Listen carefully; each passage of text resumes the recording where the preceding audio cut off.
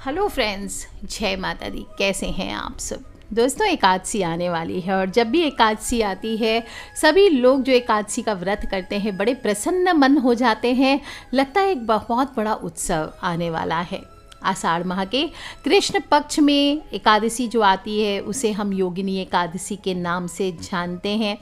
और भगवती एकादशी कौन है, इसके संबंध में पद्म पुराण की कथा मैं पहले भी सुना चुकी हूँ कि एक बार जब पुण्य श्लोक धर्मराज युधिष्ठिर को लीला पुरुषोत्तम भगवान श्री कृष्ण समस्त दुखों त्रिविध तापों से मुक्ति दिलाने की बात करते हैं तो हजारों यज्ञों के अनुष्ठान की तुलना वाले, चारों पुरुषार्थों को सहज ही देने वाले एकादशी व्रत करने का निर्देश देते हैं।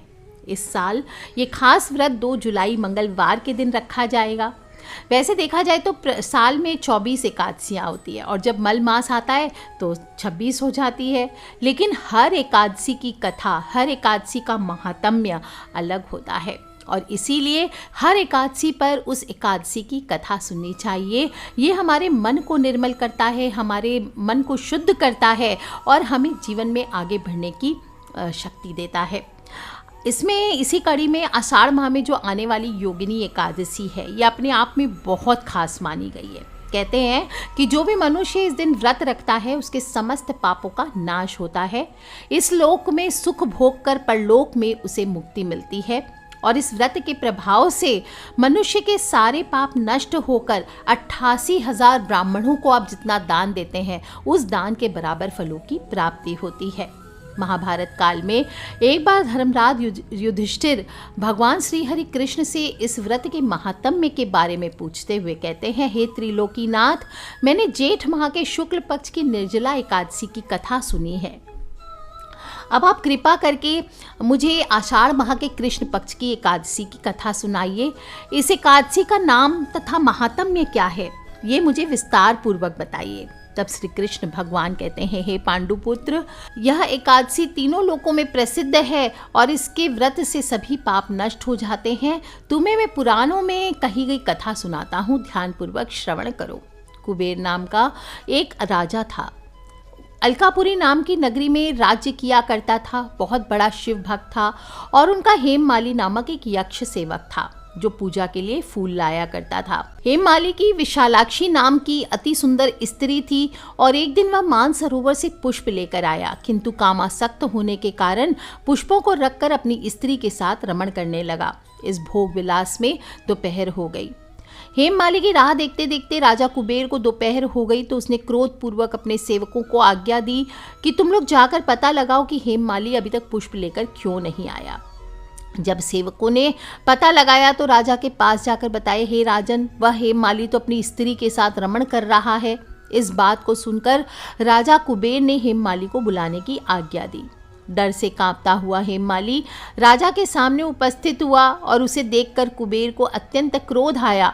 उसके होंठ फड़फड़ाने लगे और कहा, अरे अधम, तूने मेरे पूजनीय, परम पूजनीय देवों के देव भगवान शिवजी का अपमान किया है। मैं तुझे श्राप देता हूँ कि तू स्त्री के वियोग में तड़पे और मृत्यु लोक में जाकर कोढ़ी जीवन व्यतीत करे। कुबेर के श्राप से वह तत्क्षण स्वर्ग से पृथ्वी पर आ गिरा और कोढ़ी हो गया। उसकी स्त्री भी उससे बिछड़ गई और मृत्यु लोक में आकर अनेक प्रकार के भयंकर कष्ट भोगने लगा। किंतु शिवजी की कृपा से उसकी बुद्धि मलिन न हुई और उसे पूर्व जन्म की भी सुध रही। अनेक कष्टों को भोगता हुआ वह अपने पूर्व जन्म के कुकर्मों को याद करता हुआ हिमालय की तरफ चल पड़ा और चलते चलते मार्कंडेय ऋषि के आश्रम में पहुंचा। वो ऋषि अत्यंत वृद्ध तपस्वी थे, दूसरे ब्रह्मा के समान प्रतीत होते थे और उनका वह आश्रम ब्रह्मा की सभा के समान ही शोभा दे रहा था। ऋषि को देखकर हेममाली वहां गया और उनको प्रणाम करके उनके चरणों में गिर पड़ा। हेममाली को देखकर मार्कंडेय ऋषि ने कहा, तूने कौन से निकृष्ट कर्म किए हैं जिससे तू कोढ़ी हो गया है, भयानक कष्ट को भोग रहा है। महर्षि की बात सुनकर हेममाली बोला, हे मुनि श्रेष्ठ, मैं राजा कुबेर का अनुचर था। मेरा नाम हेममाली है। मैं प्रतिदिन मानसरोवर से पुष्प लाकर शिव पूजा के समय कुबेर को दिया करता था।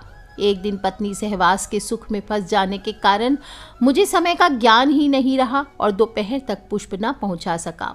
तब उन्होंने मुझे श्राप दे दिया कि तू अपनी स्त्री का वियोग और मृत्यु लोक में जाकर कोढ़ी बनने का दुख भोग। इस कारण मैं कोढ़ी हो गया हूँ और पृथ्वी पर आकर भयंकर कष्ट भोग रहा हूँ। अतः कृपा करके आप कोई ऐसा उपाय बताइए जिससे मेरी मुक्ति हो। तब मार्कंडेय ऋषि कहते हैं, हे हेममाली, तूने मेरे सम्मुख सत्य वचन कहे हैं, इसलिए मैं तेरे उद्धार के लिए एक व्रत बताता हूँ। यदि तू आषाढ़ माह के कृष्ण पक्ष की योगिनी नामक एकादशी का विधान पूर्वक व्रत करेगा तो तेरे सभी पाप नष्ट हो जाएंगे। महर्षि के ऐसे वचन सुनकर हेममाली अति प्रसन्न हुआ और उसने वचनों के अनुसार योगिनी एकादशी का विधान पूर्वक व्रत किया और इस व्रत के प्रभाव से अपने पुराने स्वरूप में आ गया और अपनी स्त्री के साथ सुखपूर्वक रहने लगा। भगवान श्री कृष्ण कथा सुनाकर युधिष्ठिर से कहते हैं, हे राजन, 88,000 ब्राह्मणों को भोजन कराने के पश्चात जितना पुण्य मिलता है उसके समान पुण्य की प्राप्ति योगिनी एकादशी का विधि पूर्वक उपवास रखने से होती है और इस लोक में सुख भोग कर व्रती उस लोक में मोक्ष को प्राप्त करता है। तो बोलिए श्री हरि विष्णु भगवान की जय, कृष्ण कन्हैया लाल की जय। दोस्तों, योगिनी एकादशी का प्रारंभ इस बार 1 जुलाई को सुबह 10:26 से हो रहा है। 2 जुलाई को सुबह 8:34 तक रहने वाला है। तो उदया तिथि का भान रखते हुए 2 जुलाई को मनाई जाएगी योगिनी एकादशी। बाकी स्मार्त अगर चाहें तो पहले दिन रख सकते हैं 1 जुलाई को, अन्यथा 2 जुलाई को ही एकादशी मनाना उचित है। और इस साल योगिनी एकादशी पर 2 अद्भुत संयोग भी बन रहे हैं। एक तो सर्वार्थ सिद्धि योग है, दूसरा 3 पुष्कर योग भी है। 2 जुलाई को सुबह 5:27 से लेकर 3 जुलाई को 4:40 तक सर्वार्थ सिद्धि योग रहने वाला है। तो इस शुभ मुहूर्त में आप कोई भी काम करना चाहें, ये श्रेष्ठ है। और त्रिपुष्कर योग है जो कि 2 जुलाई को सुबह 8:42 से 3 जुलाई को सुबह 4:40 तक रहेगा। जो लोग भी एकादशी का व्रत करेंगे 2 तारीख को, वो सभी 3 तारीख को पारण करेंगे। सुबह 5:28 से लेकर 7:10 तक पारण मुहूर्त है। दशमी तिथि की रात्रि से ही व्रत के नियमों का शुद्धता पूर्वक पालन करना चाहिए। सात्विक भोजन करते हुए सोएं, ब्रह्मचर्य का पालन करते हुए रात्रि में शयन करें। ओम नमो नारायणाय, ओम नमो नारायणाय, ओम नमो भगवते वासुदेवाय, इसका ज़्यादा से ज़्यादा जप करें। एकादशी के दिन सुबह जल्दी उठें। प्रातः लकड़ी का दातुन ना करें। नींबू, जामुन, आम के पत्ते लेकर चबाना चाहिए। उंगली से कंठ साफ किया जाता है। इस दिन वृक्ष से पत्ते तोड़ना वर्जित है। स्वयं गिरा हुआ पत्ता लेकर सेवन किया जाता है, इसीलिए इस दिन तुलसी भी तोड़ी नहीं जाती है। और यदि ये संभव ना हो तो पानी से 12 बार कुल्ला कर लीजिए। शौच आदि से निवृत्त होकर के अपने घर के मुख्य द्वार आदि की साफ सफाई करें। घर के मुख्य द्वार पर हल्दी के जल का छिड़काव करें, सजाएं, तोरण सजा सकते हैं, रंगोली लगा सकते हैं, शुभ चिन्ह बना सकते हैं और फिर हल्दी डालकर जल से स्नान करें। स्नान करने के बाद आपको सबसे पहले 1 लोटा जल अपने भगवान सूर्य देव को अर्पित करना चाहिए पूरब मुखी होकर के। बारिश का समय है, कहीं कहीं पर सूर्योदय नहीं हो तो भी आपको पूरब मुखी होकर के सूर्य को जल अर्पित करना है। ओम सूर्याय नमः, ओम आदित्याय नमः, ओम भास्कराय नमः। इसके बाद उसी लोटे में जल ले लीजिए और दक्षिण मुखी हो जाइए। थोड़े से काले तिल डाल सकते हैं और अपने पितृ के निमित्त आपको जल देना है। ओम सर्वेभ्यो पितृभ्यो नमो नमः, ये बोलते हुए आपको जल अर्पित करना चाहिए। इसके बाद अपने घर के मंदिर पर आ जाइए, साफ सफाई करिए और प्रभु के सामने हाथ जोड़ करके संकल्प करें, मम सकल पाप क्षय पूर्वक कुष्ठ आदि रोग निवृत्ति कामनये योगिन्य एकादशी व्रत महम करिष्ये। जो लोग नहीं ये सब संकल्प बोल पाएंगे संस्कृत में, वो प्रण करें कि आज मैं चोर, पाखंडी, दुराचारी मनुष्यों से बात नहीं करूंगा, ना ही किसी का दिल दुखाऊंगा, रात्रि को जागरण कर कीर्तन करूंगा और हे त्रिलोकी नाथ, मेरी लाज आपके हाथ, मुझे इस प्रण को पूरा करने की आप शक्ति प्रदान करें। इस प्रकार से आप प्रण करने के बाद जो भी जल सिक्का अपने हाथ में लेकर संकल्प किया है उसको वहीं छोड़ दीजिए और फिर विष्णु भगवान की मूर्ति है या विष्णु भगवान के समक्ष आप उनके कोई भी स्वरूप, राम जी हों, लड्डू गोपाल हों, आप उनका अभिषेक कर सकते हैं। विशेष रूप से दक्षिणावर्ती शंख हमेशा बताती हूँ स्वयं लक्ष्मी स्वरूपा होती है, तो इसको आपको घर पे अभिमंत्रित करके अवश्य रखना चाहिए और इससे हर एकादशी पर जो भी मनुष्य प्रभु का अभिषेक करता है उसे मोक्ष प्राप्ति में कोई संशय नहीं रहता। तो दक्षिणावर्ती शंख में गंगा जल भर के, पंचामृत भर के आप विष्णु भगवान का अभिषेक करें और दीपक जला करके फिर शुद्ध जल से अभिषेक कर उनको पोंछें। फिर उनको पीताम्बर धारी हैं प्रभु तो पीले वस्त्र धारण कराएं, जनेऊ धारण कराएं, चंदन का तिलक करें। थोड़े से चंदन का ही इत्र उनको अर्पित करना चाहिए। पीले पुष्पों से उनका श्रृंगार करें। तुलसी पत्र अवश्य चढ़ाएं, अर्पित करें और धूप दीप से स्तुति करें, आरती उतारें, भोग लगाएं। ऐसा करने से माँ लक्ष्मी का आपके घर में आगमन होता है, घर में धन की कमी नहीं होती, सभी पातकों का नाश होता है और योगिनी तीनों लोकों में सारभूत मानी गई है। जो भी पंचामृत से आप स्नान कराएंगे उसको सबको थोड़ा सा प्रसाद के रूप में लेना चाहिए या सभी सदस्यों के ऊपर छिड़कना चाहिए। घर में छिड़काव करें। आप चाहें तो इस दिन विष्णु सहस्त्र नाम हुआ उसका पाठ करें, सुने सुनाए कथा और विष्णु भगवान की स्तुति करें। ओम नमो भगवते वासुदेवाय, ओम नमो भगवते वासुदेवाय, इस 12 अक्षर मंत्र का जाप करें। राम कृष्ण नारायण आदि विष्णु भगवान के सहस्त्र नाम को अपने कंठ का भूषण बनाएं और गीता जी का पाठ कर सकते हैं। आप चाहे तो पुरोहित जी को बुला करके श्रवण कर सकते हैं। और एकादशी पर आपको, योगिनी एकादशी पर विशेष रूप से ताल मखाने की खीर का भोग लगाना चाहिए और उसमें तुलसी पत्ते, बाकी एकादशी पर तुलसी सभी में प्रयोग करना चाहिए, पर योगिनी एकादशी में खास महात्म्य आता है तुलसी पत्र का। तो तुलसी पत्र 2 दल ही सही, उस दिन नहीं मिले उस दिन नहीं तोड़ेंगे, पहले दिन तोड़ के रख लीजिए। या तुलसी पत्र बासी नहीं माना जाता, जो भी तुलसी हो आपको अवश्य डालनी चाहिए, नहीं तो ये भोग अधूरा रह जाएगा। और आप देखेंगे इस प्रकार से आप इस दिन ताल मखाने की खीर का विष्णु भगवान को भोग लगाते हैं तो आपके जीवन में खुशियों की मिठास भरती है। अंत में विष्णु भगवान की आरती कर हाथ जोड़कर प्रार्थना करें और पूजा करते वक्त भगवान के सिंहासन पर 5 रुपया, 11, 21 जो भी आपकी इच्छा और सामर्थ्य अनुसार दक्षिणा ज़रूर रखें और फिर बाद में ये दक्षिणा किसी को आप दान कर दीजिए। ज़रूरतमंद को, ब्राह्मणों को इस दिन दान भी करना चाहिए। हलवा, पीली खीर, पीले अनाज का दान आज के दिन दिया जाता है। दक्षिणा ज़रूर दीजिए, इससे विष्णु भगवान की कृपा आप पर असीम कृपा बरसती है और आपको हर क्षेत्र में कामयाबी मिलती है। इस दिन आप चाहें तो 21 दाने चावल का, अगर आपके पास एक चांदी का सिक्का हो साथ में तो वो ले लीजिए, और या फिर 21 दाने चावल और एक नॉर्मल सिक्का 1 रुपये का, 5 रुपये का, 10 रुपये का, जो भी आपके पास हो वो रख लीजिए पूजा में। और वहीं बैठ करके आप चंदन की माला से, देखिए विष्णु भगवान की जो जाप हैं वो रुद्राक्ष की माला से नहीं किए जाते हैं। तुलसी की माला यूज़ कर सकते हैं, चंदन यूज़ कर सकते हैं, स्फटिक यूज़ कर सकते हैं, हल्दी की माला यूज़ कर सकते हैं। इनसे आपको जाप करना चाहिए, वो भी अभिमंत्रित करके आपको घर पे रखना चाहिए। और इसके बाद आप इस माला से जाप कीजिए ओम नमो भगवते वासुदेवाय, ओम नमो नारायणाय, या फिर शांताकारम भुजग शयनम पद्मनाभम सुरेशम विश्वाधारम गगन सदृशम मेघवर्णम शुभांगम लक्ष्मीकांतम कमलनयनम योगिर्बि ध्यानगम्यम वंदे विष्णु भवभयहरम सर्वलोकैकनाथनम। आप इस मंत्र का जाप कर सकते हैं, अद्भुत मंत्र है। या फिर ओम क्लीम कृष्णाय नमः, अगर आप चाहते हैं आपके अंदर अट्रैक्शन बढ़े तो बाद में अगले दिन सुबह जो 21 दाने चावल के हैं वो आप एक पुड़िया बना करके जो सिक्का है उसके साथ या फिर किसी गुलाबी रंग के रेशमी वस्त्र में आप बांध करके अपने पर्स में या तिजोरी में रख सकते हैं। आप देखेंगे आपके पर्स में कभी भी पैसों की कमी नहीं होगी, आपके घर की तिजोरी धन से हरी भरी रहेगी। दोस्तों, तुलसी मंगल ग्रह के साथ जुड़ी होती है। तुलसी में तत्व अब दिखने में ग्रीन है तो बुध तो है ही, साथ ही साथ मंगल भी है, क्योंकि तुलसी में आग का तत्व, अग्नि तत्व बहुत अधिक होता है। यह आपके जीवन में स्थिरता लाने में आपकी मदद करती है, आपके जीवन में शांति, खुशी, प्यार मिलता है, जीवन में पैसे लाने में मदद करती है और इवन जो डिप्रेशन होता है, मेंटल इश्यूज़ होते हैं, वहाँ पर भी ये हेल्प करती है।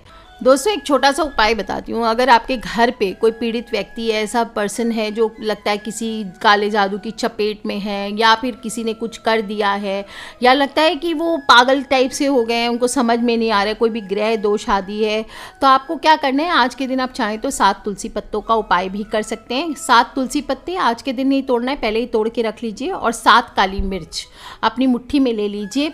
इसके बाद आप उनको बोल दीजिए, जो पर्सन ग्रसित हैं उनको बोलें कि ओम नमो भगवते वासुदेवाय का मन ही मन जप करते रहें। आप भी ओम नमो भगवते वासुदेवाय, ओम नमो भगवते वासुदेवाय ऐसा जाप करते हुए उस पर्सन को लेटा दीजिए जिसके ऊपर से आपको ये बाधा उतारनी है।